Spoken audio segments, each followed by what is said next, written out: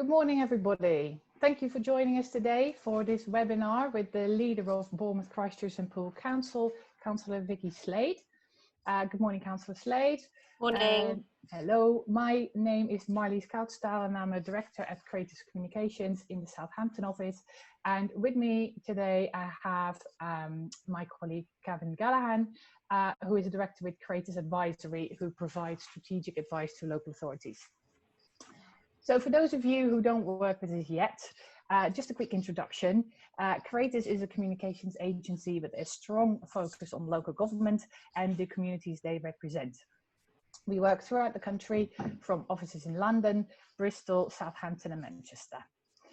Today's webinar is part of a range of webinars that we are hosting with senior councillors from a wide range of local authorities, and we very much hope you enjoy them. Now, in our session today, we will talk about a number of topics around planning, development and investment in the BCP Council area. We'll talk about this for about half an hour, and then if you wanted to ask the leader any questions, please have a look at the bottom of your screen. There is a Q&A button there, and you can ask your questions through there. Please be aware that this session is recorded and will be put online afterwards. We will go through as many questions as we have time for today. If you would like to tweet about this event, please do, or write on LinkedIn. Our Twitter handle is @creatorscom with double M, and the hashtag is #AskCreators. So without further ado, I would like to crack on with the first topic. Councillor Slade, over to you. We'd like to talk about the recovery of the high street. That's our first topic, and I know this is a topic close to your heart because when you were first elected as a councillor, this was a topic high on your agenda. So obviously with the COVID pandemic, the high streets have been struggling coming out of lockdown. We're very keen to understand how BCP Council is looking to support the high street. Over to you. Thanks, Marley. So yeah, as you say, I used to have a business on the high street, so I have I'm very conscious of the issues that particularly small businesses face, and that's what first got me into wanting to stand for council, was in trying to protect and enhance high streets. I think the truth is, though, that the high streets were on decline well before COVID, and this really has just been the sort of nail in the coffin for a lot of businesses. And it gives, I think, councils and developers the opportunity to really kickstart a complete revolution in the high street. You know, we've been saying for a long time that the high street shouldn't just be about shopping. For me, it should be about living, working, playing, shopping, eating, learning. Actually, we should be creating high streets as new communities, which is where they started. I'm really conscious that the high street was a 20th century construct, and that rather than trying to hang on to it, we need to be looking at what we've learned from the high street and how we take that forward. So, so I'm very keen that we do look at alternative uses for many of our high street shops that are closing down, that we do look upwards at some of the beautiful buildings that are in our high streets, and to make sure that we make the most of you know, of the architecture that we've got, because that gives us a real hint about what those buildings have got the potential to do, what they meant to people when they were first built, before they were all turned into shops to start with. So we've got an amazing project going on in Boscombe at the moment. We're waiting on the Towns Fund. We've bid for about £25 million, which will look at completely transforming the high street as a place to live. And in Poole, we've got something similar with Future High Streets Fund, where we're trying to put culture back into the high street so that people have got a reason to be there from early in the morning till late at night. So we're trying to sort of run those two major projects at the same time.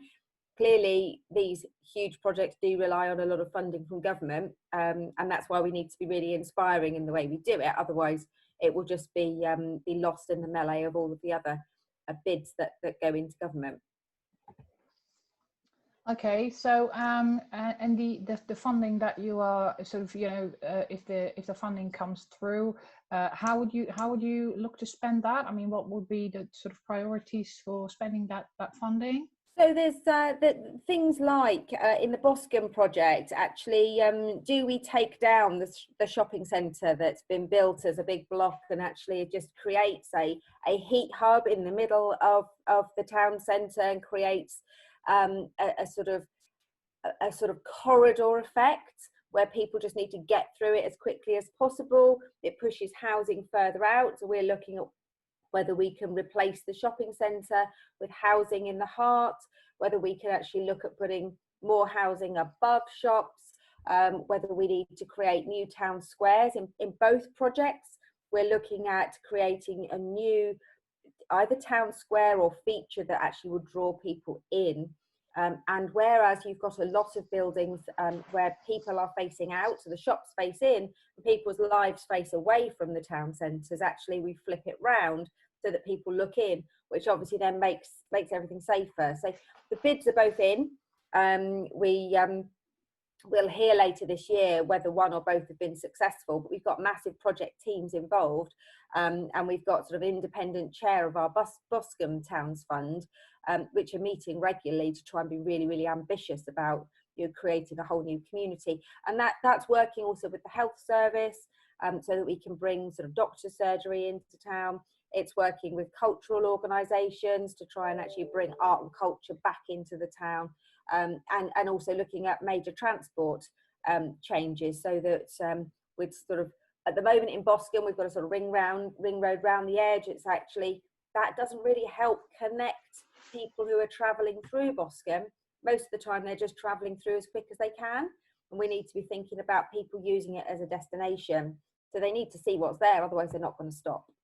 Yeah, no, I understand that. So how do you, the government is obviously also trying to do things to help the high street. For example, the permitted development rights for changing uses in on the high street. Do you think that that's helpful? Would that help out? I think it has the potential to be helpful, but it also has the potential to cause major problems. And for me, I've seen some horror stories of office buildings turned into homes. Done well, that can be really successful, but done badly, that just creates a sort of ghetto of people who are trapped and who have got absolutely no quality of life. And obviously, poor quality of life is often linked with increased antisocial behaviour. And what we don't want to do is to put people in a location where they don't have the services around them. So my other big concern around some of the permitted development schemes is that they don't actually create any community infrastructure levy. And that then means that local authorities don't have the money to put in those community facilities that those people really need to have.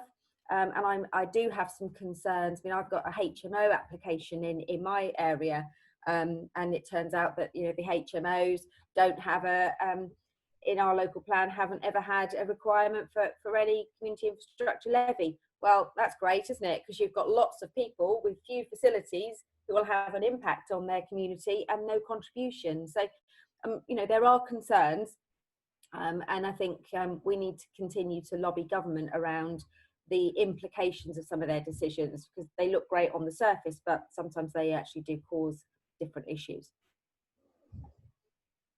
Yeah, thank you for that. Can I jump in, Marlies, and go for it, and just ask Councillor Slade, to what extent is there an appetite, from the councillors that you are leading, for a more interventionist approach into regeneration? So obviously we know about your Holes Bay development and the work that you're wanting to do in Holes Bay. Are you looking at working with the private sector on joint ventures to be able to take more control yourselves as a council to build out some of these regeneration schemes, so that you can determine exactly what goes where, rather than always waiting perhaps for central government to put the funding in? Because you will you can't get much further south than Bournemouth, and the levelling up agenda obviously is not geared towards the south, it's more geared towards the north. So how do you guys feel about intervening into the regeneration space as councillors? Well, I think we're very clear that community is very much at the heart of what we're doing, and so our approach is about trying to look at it from the community's perspective rather than just throwing in lots and lots of housing that just achieves the housing numbers, potentially makes a bit of money and actually leaves it there. So we are trying to flip it sort of on its head. We are trying to look at the triple bottom line for our development. So it's not just about working with JV partners who are going to generate the most money. It's about actually what are you going to give to the community? Is it going to be sustainable? But we've got obviously several options because we've got our own development company, which is working on our own land. That allows us to potentially take a bit more control about that. We've got subsidiary companies that are building out for our HRA, so we're quite actively progressing different types of projects using our HRA. We've got a lot of our own assets with our current model of having 3 major town halls shrinking down into one. We've got some brilliant assets that we can actually intervene and create new communities there. And as you say, in making the decision to we've waited for 20 years for the Coles Bay Power Station to be developed by the private sector. The previous councils just waited and waited and waited and watched the applications come in and go out and the land banking continue. And one of the very first things we did was make the decision that this couldn't go on. If we could get the help through Homes England, which we've got, that actually we needed to bring this forward and we need to do it now. So, that's happening. And yes, we're actively looking for JV partners so that we can create a community that people will want to live in, because too often what you get is a housing development that is built that people actually just live there, and actually that then becomes either a dormitory town or it becomes somewhere people don't want to be. So it is that holistic approach that we're working really hard on, and that will cost the council more money, but hopefully it will actually end up with increasing the values of everybody's homes around it and potentially reduce the social costs, which is really where the council spends most of its money. Yeah, thanks for that. Just on the topic of town centre regeneration, as the Unity Alliance, you have said, well, we're moving away from the big city by the sea sort of vision, and we were very keen to preserve the 3 town centre identities. Now, in terms of planning, how should planning sort of reflect that vision going forward? What are your views on that? So we've had really clear steer from residents, and I continue to get emails and letters and stopped in the street from people saying, we don't want to be dragged into this. And you're like, well, it's a bit blooming late now because we're already there.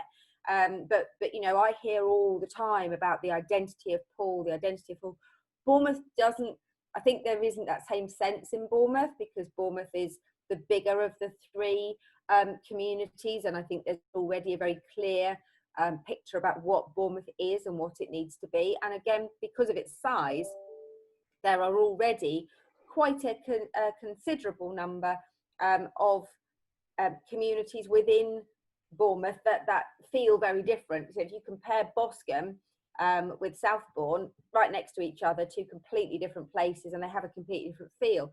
Christchurch again has more of that market town feel. So we're really keen to make sure that as they grow and develop, we don't lose that.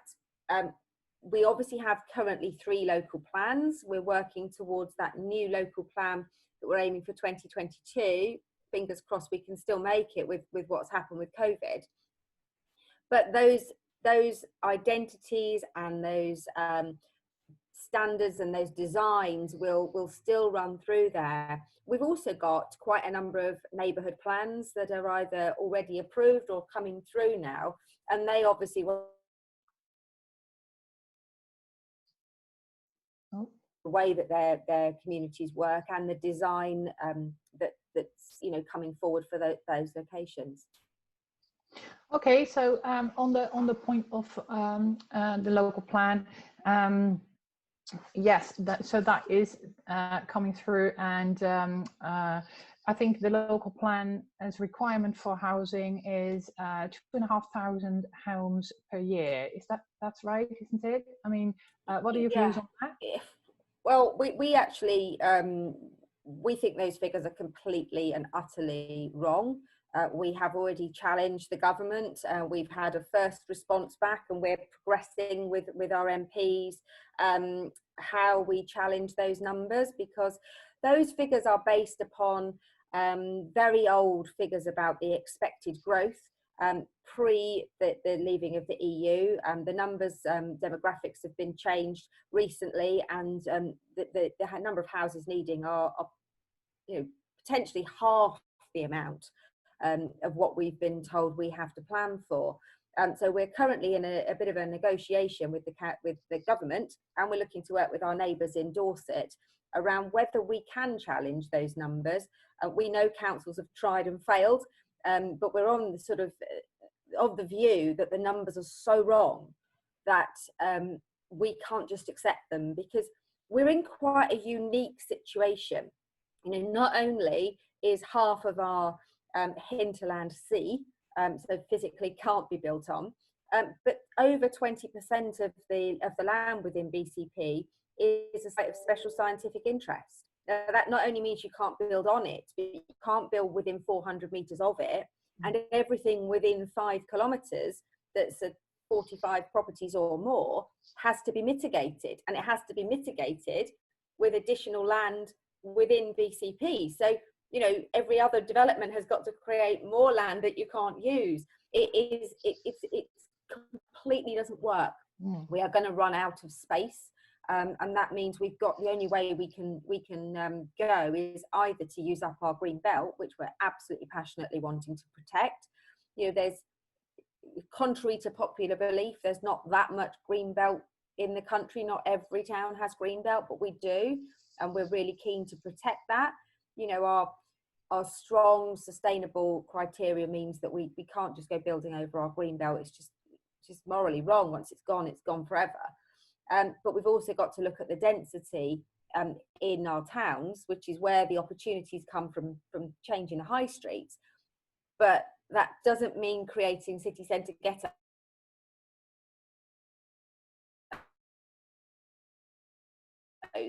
because there's a lot of people who don't like higher buildings. They don't feel safe or comfortable in that increased density, and so that's where the design and the use of outside space and actually bringing people's whole lives into towns gives us the opportunity to change that sense of, yes, I want to live in the town centre, from I only go to the town centre on a Saturday. So until we change that mindset, we're going to struggle to bring people in. But if we don't, we haven't got anywhere else to go. And our neighbours have got high housing numbers too. And if we look to our east with the New Forest, it's incredibly difficult for them to build. And there are proposals for a national park in Dorset too, which will make it more difficult for them to build. So, geographically, we're in a very difficult position.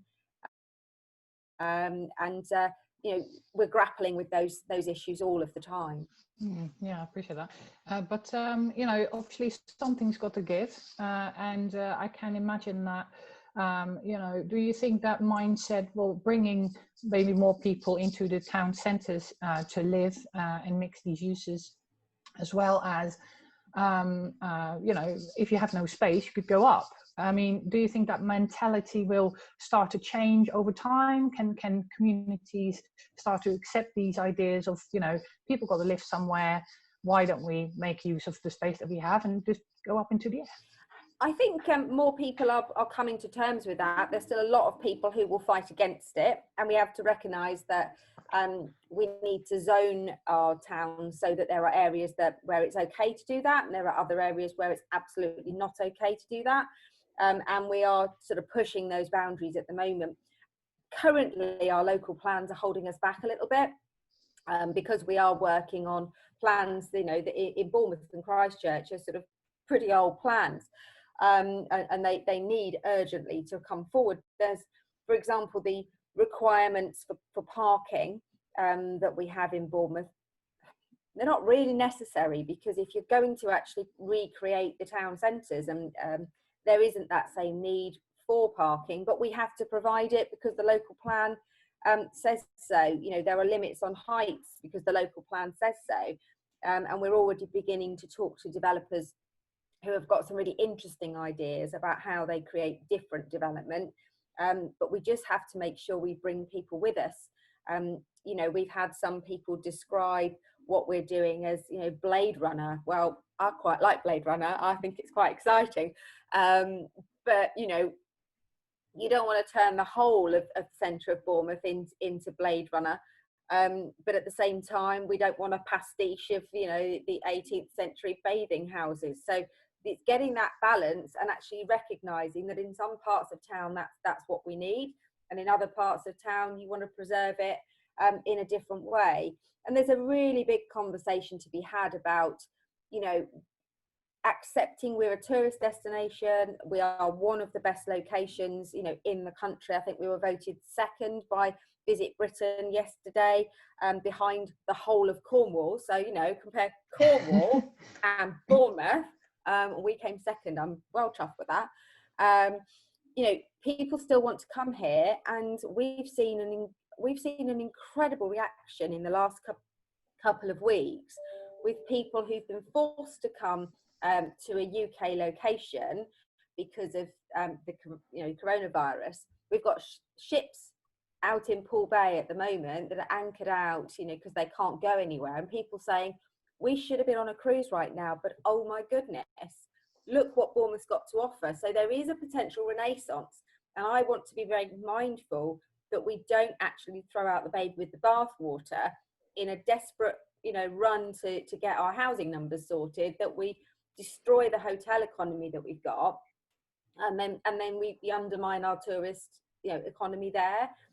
So it is very, very slowly looking at where there are hotels that perhaps aren't in the right place, where the rest of the street has changed, where they aren't offering the right quality that we want people to experience, but also maintaining our hotel stock at a high quality, so that we do become, you know, the premier destination for people, not just from the UK, but from people abroad, who saw the potential of our beautiful beaches, you know, and thinking, well, actually, why not go there for our holidays? And, you know, it is that conflict that we need to balance out, and they obviously require a lot of absolutely. So in terms of tourism, in your cabinet meeting, I think your chief executive suggested that the COVID pandemic impact on tourism in the BCP area alone was about £100 million per month, I think he said. It's huge. Yeah. It's massive. But it's incredible how quickly our local businesses and our council team have responded. You know, I mean, you know, we've suffered some criticism. I wrote an article for the MJ, which is out today, about how we responded to the pandemic and getting our car parks and toilets open and trying to restore services, because we knew that if we kept them closed, they'd come anyway. So there's really no point just, you know, putting up the stop signs, because we've watched them do it. You know, they've been moving the stop signs out of the way and saying, we've driven 2.5 hours to get here, we're going to that beach. So we've embraced that. And since the changes were made in June and early July, we've worked really hard with our business improvement districts and our destination management board and our associations, to get things back on track as quickly as we can, and showcase what we've got to offer and get our facilities open so that people can enjoy them again. Because it is, you know, 1 in 5 people in this area that do rely on hospitality and tourism for their job. They can't pay their rent if we don't have the visitors. So we've had to deal with that really, really quickly. But that does create a bit of a conflict with local residents who who think that, you know, we're importing a problem. So far, you know, we've still got one of the lowest rates of the virus anywhere in the country, and we've had 2 episodes of influxes of people, and we're 3 weeks beyond both of them, and we haven't seen an increase from them. So I think that should offer people a lot of reassurance that A, we've got our systems right, and B, that, you know, the way that our economy and our environment operates down here, it doesn't actually increase the risk because it's very much an outdoors environment. Yeah. Yeah, it certainly is. And of course, in terms of tourism and hospitality, obviously very important for the BCP area, but also the area is an area where also the conference sector is there. In terms of the BIC, what are your plans there? Are there plans moving forward? Well, we had started a project. We made the commitment. You probably will have seen late last year to do some short-term improvements to sort of stop the decline, if you like, because the BIC in its heyday was the place to go. But in the last few years, it's become tired. It's not kept up with some of the other places that are moving forward. So we did make a commitment to some short-term funding while we looked at the long-term future. COVID has obviously impacted that, because we have to be mindful about, you know, getting it functioning again and making sure that it, you know, things can survive. But we do still have long-term plans that are pretty radical. We have consultants who've done us our first stage market testing and consult stakeholder engagement work around what do we want to do, and we're still very, very keen that what we're calling the Bournemouth Arc, from the sort of pavilion round to the pier and then up to the BIC, that we're reimagining that for the future, and that's going to involve considerable external investment. You know, we're not going to be able to do that on our own, but what we've got to try and decide is what are the big priorities. And for us, what's really clear is the USP of the BIC is its location. So whilst it would be very easy to go and build out on Wessex Fields and build a big conference centre, who cares?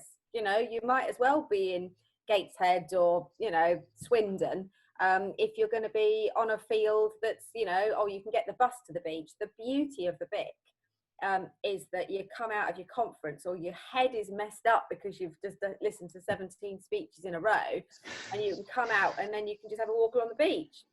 You know, you can do that in Brighton, you can do that in Blackpool, but you can't do it with the golden sands that we've got. And so one of the big things about how we respond to that is, how do we turn the building round so that it takes advantage of its position, because the current building doesn't do that. And for those people who know the building well, and I've been here for over 20 years, and, you know, when I first moved here, the fabulous thing about the BIC was that you take your kids swimming in the rain and you'd still be able to see the sea, because the glass side of it was where the swimming pool was, not where you go to a concert. And that's been retained, as they've just tried to sort of shift it over the years. So it doesn't take real advantage of what it's got.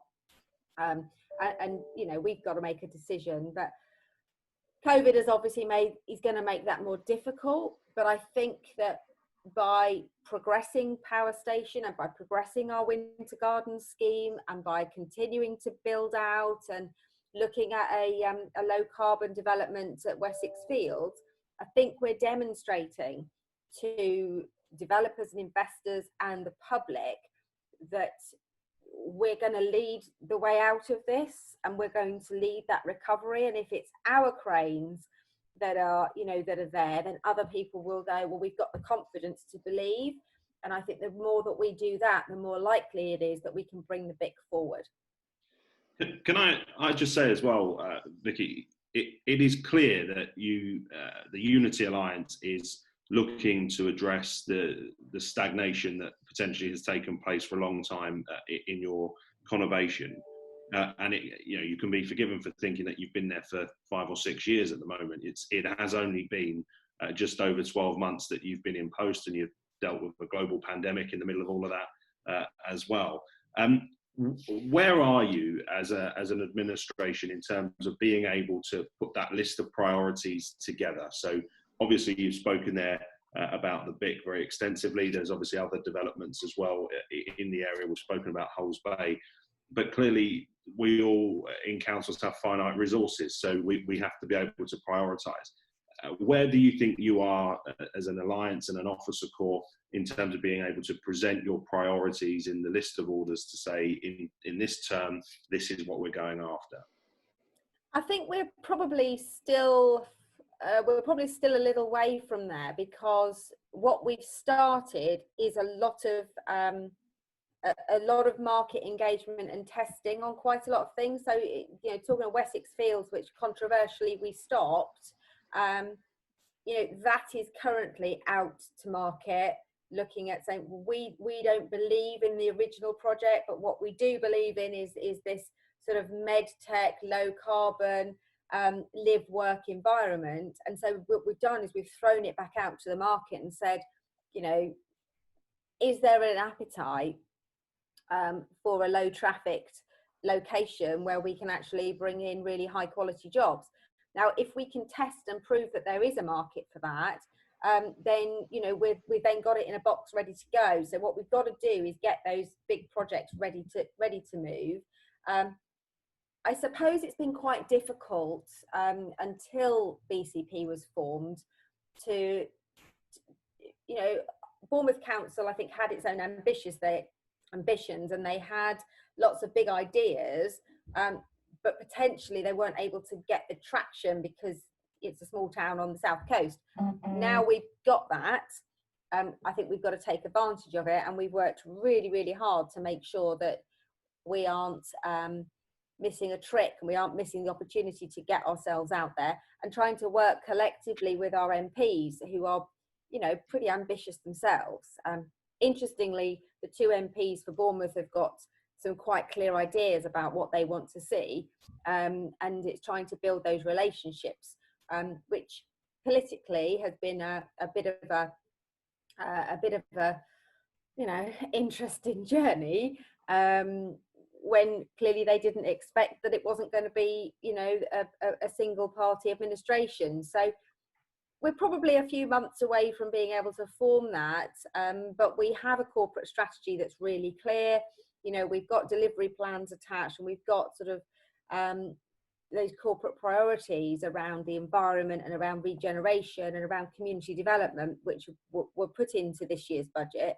We've had to pause those because of COVID, but depending upon how much of the financial issues are resolved by government in the next few months, we've made it really clear that those remain our priorities, and that as soon as we're able to start funding them again, the investment into development officers for culture and development officers for regen and moving the climate plan forward are absolutely there, and will be progressed as quickly as we possibly can.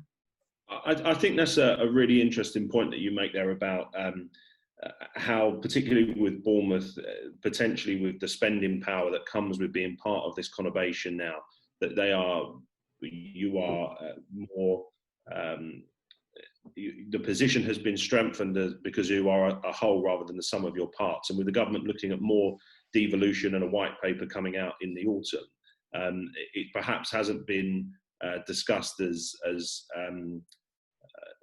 prominently as you might expect, but that's an interesting point, that the merger, and you know, you have taken part in the biggest reorganisation of local government for 35 years in Bournemouth, and that reorganisation has potentially in the long run led to regeneration schemes that are far bigger and better than could ever have happened if they were individual district councils going forward. And when the government looked to unitarise more councils and merge more councils from the autumn onwards, actually what you're potentially saying is that could be a huge benefit for regeneration in Bournemouth, but also in other parts of the country as well.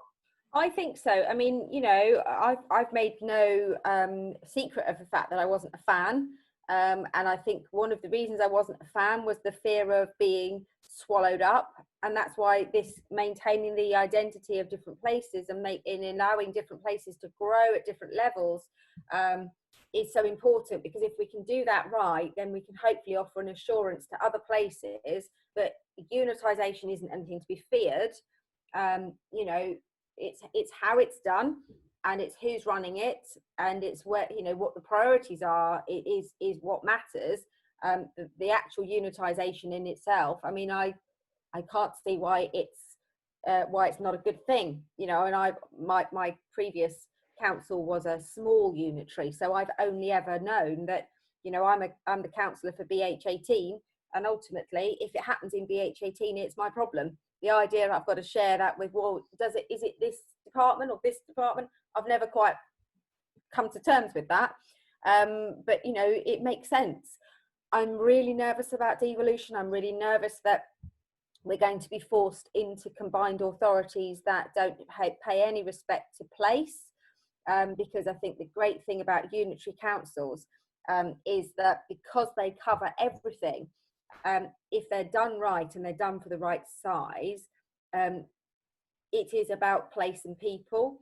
And if we have these vast combined authorities with enforced mayors, you know, for the whole of the South Coast, or, you know, the whole of the South, what's the point? You know, you might as well bring back the regional development agencies again. So you know, I did a webinar last week about the future of devolution, and I'm much more comfortable with having reasonable sized unitaries that are about place, and then having pan-regional partnerships where you retain your sovereignty within your unitary, but that you work with different partners for different things. Because what's really interesting about Bournemouth, Christchurch and Poole is that for some things we look west.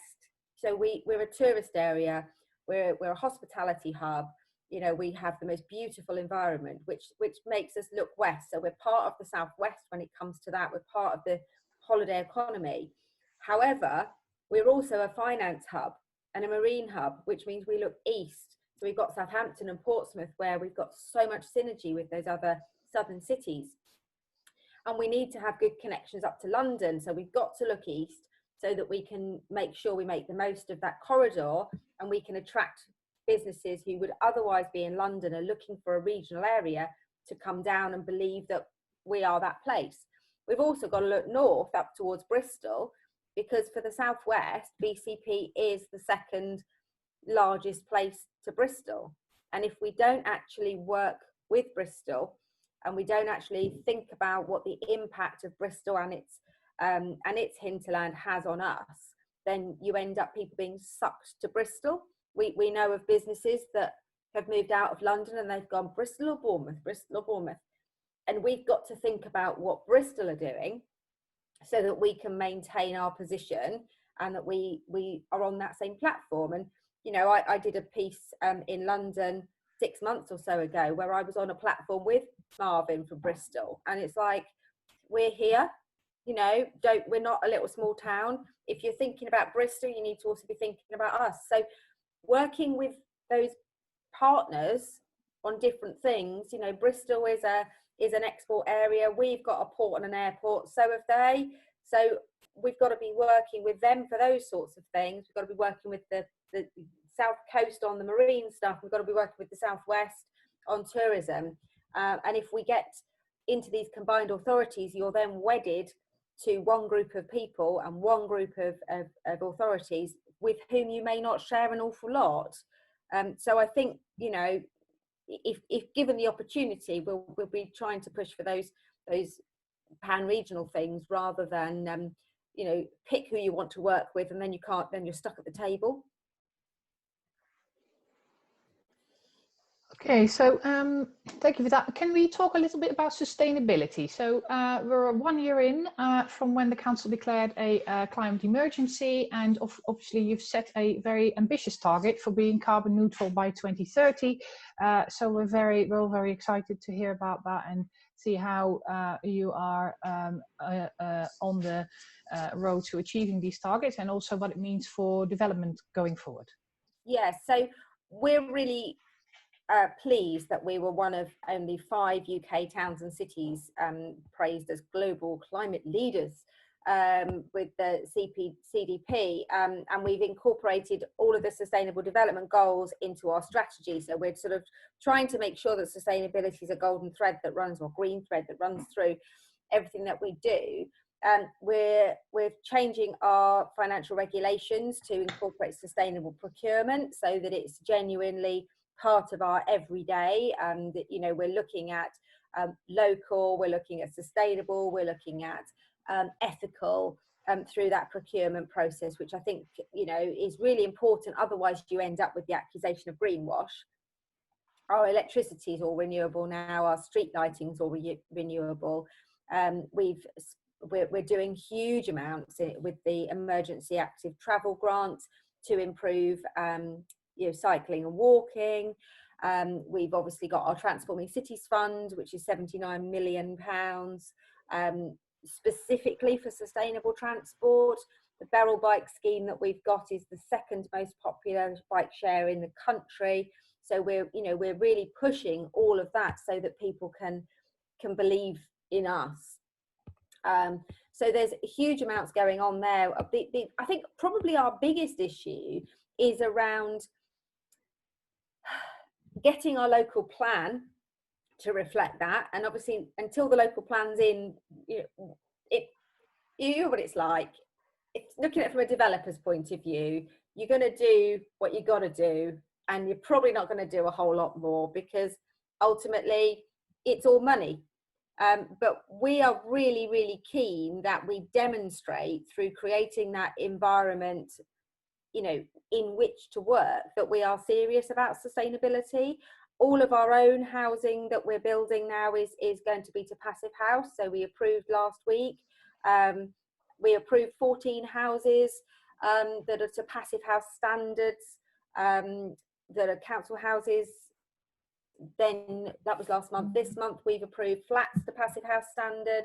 So where we're actually building our own, we're setting that standard, and we're looking to work with people to do that. We've got a scheme coming forward in Poole that's gone on MMO, so these modern methods of construction, this modular housing. So we're trying to absorb those, and we will be working as hard as we can to make sure that those higher sustainable standards are in our local plan.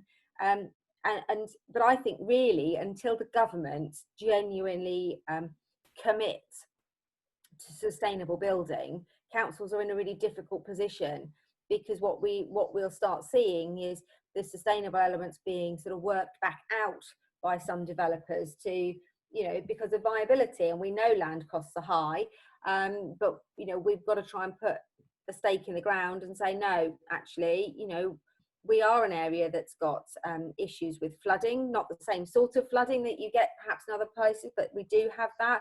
We do have, you know, massive issues with the lack of available land. So we want to make sure that we're not having a negative impact on our environment. You know, we've got the harbour, Poole Harbour is you know, second largest natural harbour, which has real issues around nitrates and around you know, effluent going into that harbour. That's one of the UK's biggest shellfish locations, and it's also one of the most highly used bathing pieces of water, with water sports and other things going on. So we've got a responsibility to make sure that our own building doesn't impact that negatively, and that's why we're trying to lead from the front and sort of, if we build to those standards, then it's easier for us to ask other people to do the same thing, but without having that backing from government to say the Code for Sustainable Homes, when you scrap that, that was not a good thing, you know. So we really need the government to accept that if we're going to achieve carbon neutrality as local areas, as a country, then developers have got to be expected to put those extra factors into their homes. We've got to get rid of fuel poverty, because that way people can live in their homes safe in the knowledge they haven't got to choose between heating and eating if they are struggling. And we also have to start thinking about the whole life cost of a building, because that's something that's not really been considered. And at the moment, that side of it is sort of beyond the ability of us to do, but we've got to start having a bigger conversation about that, so that developers understand their bit in that. So it's going to be a bit of a journey, but by leading from the front, I think, you know, we've got the best chance of of getting developers who share our values wanting to come here, and then actually, you know, being potentially prepared to pay a little bit more for the properties, because those properties are good properties. Yeah, thank you very much for that. That clarifies a lot. I just wanted to now move to a couple of the questions that we have received. So we have a question here from Matt. He's asking, is there anything the council could do in terms of business rates to direct investment towards its strategic priorities? Business rates is a difficult one because, you know, we still only keep a relatively small amount of our business rates. I think we're at about 40% at the moment. And while we're only receiving, you know, keeping 40%, if we make those decisions to forego business rates, then that's a direct hit on our finances, you know. So it's very difficult. We don't have any enterprise zones in the area where the government supports those projects around business rates, so that is problematic. I think the best thing that we can do is to make areas more desirable in terms of getting footfall up into places and getting people living and working, so that actually business rates doesn't become the blocker. The blocker with business rates, from having been someone that paid a lot of business rates and felt like I was getting absolutely nothing for my money, was that, you know, you begrudge paying something when you aren't getting the customers through the door. If we can get the customers through people's doors, business rates becomes just part of what, you know, the costs of business. But I mean, you know, we've heard that the revaluation's just been delayed by another year, and we've heard that there's a lot being done to reform business rates.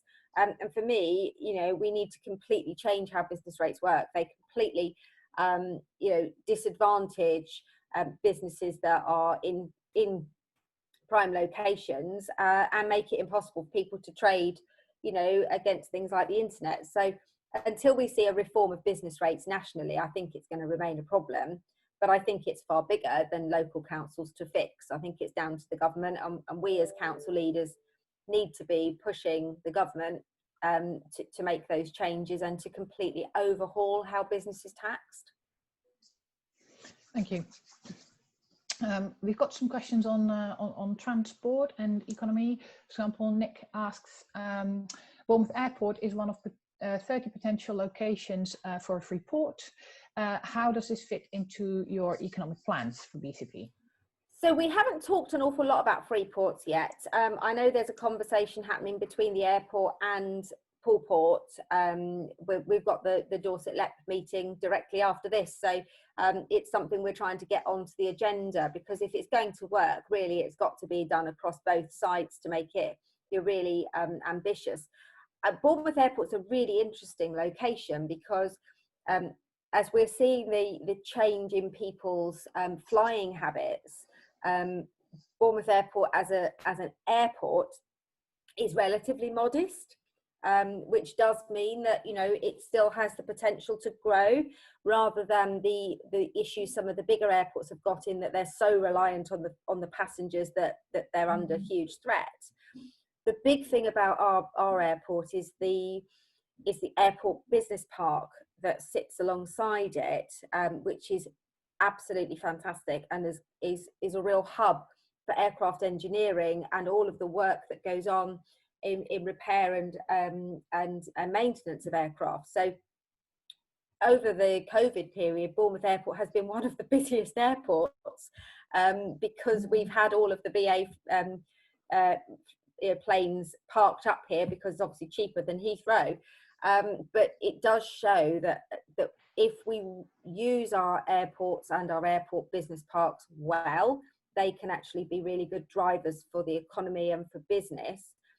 There is a bit of a conflict for us about expansion of an airport when we've got a lot of you know, green councillors or people who may not be Green Party councillors but are, you know, real eco-warriors. It is a bit of a conflict, but I think developing it through that free port mechanism and expanding it out to think about the airport not just as a means of passenger transportation, and thinking of it through the free ports and through the development of the business park is probably the way that we need to go, because it is really key. It's not just key to our local economy, but it's really key to us being judged by government and by other regions as a player. Because if we're actually pitching for those regional sort of badges, if you like, then we shake off that small town image that we've got to do. But as we've already explained, we have to do that in a really careful way, that we don't end up with our some of our supporters feeling that we've sold out to the city idea. So it's making that journey towards saying we're a city region made up of 3 strong towns, and therefore we can go for free port status. We can become the hub for different things, but doing it in a really careful way. So it's early stages with that. We're also talking about free ports through key cities, which is another organisation which I'm one of the deputy chairs of. So that is something that's on the agenda through key cities, and how those mid-sized cities and city regions can be much more flexible and agile than some of the bigger places like Manchester and Birmingham, who have giant ships to turn around. We can be a lot more agile in the way we respond to changes. Yeah, see that. Excuse me. We've got a question here also about the trains, and Julian's asking sort of the time that it takes to take the train to Bournemouth from London. Too long. Going into yeah, it's slow, and it's relatively slow. And is that, are you talking to government about, to bring more business in to support the local economy? This is one of the reasons we're talking to Portsmouth and Southampton, because we know that one of the problems for us, what we've in the research we've been doing, so my job over the last year and my job over the next couple of years, as I see it, is as the walking prospectus for BCP. I see my job as going out there and finding people who want to come down and persuading them that, this is the area they want to set up their business. And 2 or 3 things hold people back. One is the journey time. One is the lack of cultural diversity. There's also a little bit of ethnic diversity, which does hold us back as well, because it does put a lot of people off in thinking it's very homogenous. And then obviously we've got the issue with the house price to income ratios and the actual the stagnation that we have had recently in that build. So the availability of homes and schools. So that bit we're dealing with. But on the transport side, one of the things which I've started to do in the last 6 or 8 months is really build a close relationship with Portsmouth and Southampton. I have regular meetings with the leaders and chief execs of Portsmouth and Southampton. They're also key cities with us, and we are working with the sort of Solent Rail network to try and collectively persuade Network Rail and South Western Railways to invest in the bottom end of the line. Historically, the way that the network tends to work is it starts at London and gradually improves as it comes out. So it'll get as far as Woking and it'll go job done. We've got to try and work on that piece coming from the south upwards. So we've actually, I think there's another meeting next Thursday. We have had an initial meeting with Network Rail. We'll continue to do so. But we've got to actually convince them that there is a business case for the 3 cities along the south coast, that we need that connectivity. We've got to get 25 minutes off the journey time to make it a viable alternative for people to come down from London. The other thing that we're working really hard on and making really good progress on is our digital connectivity, because we've got Talbot Village Trust that are developing a digital exchange up at the university. We've got our 5G test bed that's going live shortly, and we've got this consortium of R&D that's going on, which is creating a sort of digital hub.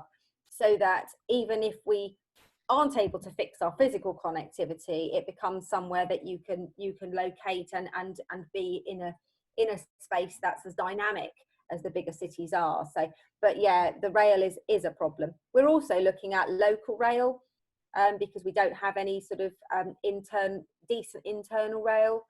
We're very reliant on, if the train's going to London, it will stop en route.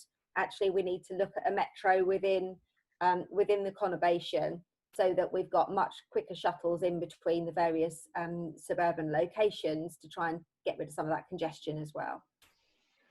Vikki, you a lot of the kind of big issues that we're talking about here involve lots of conversations between you and central government. How is that working in terms of, is it that, you know, in some areas it's more productive than others, or, you know, do you see that the government, because we're just conscious of this whole rhetoric about levelling up and about the kind of focus on the north of England and to try and keep hold of those seats up there that they won in December last year.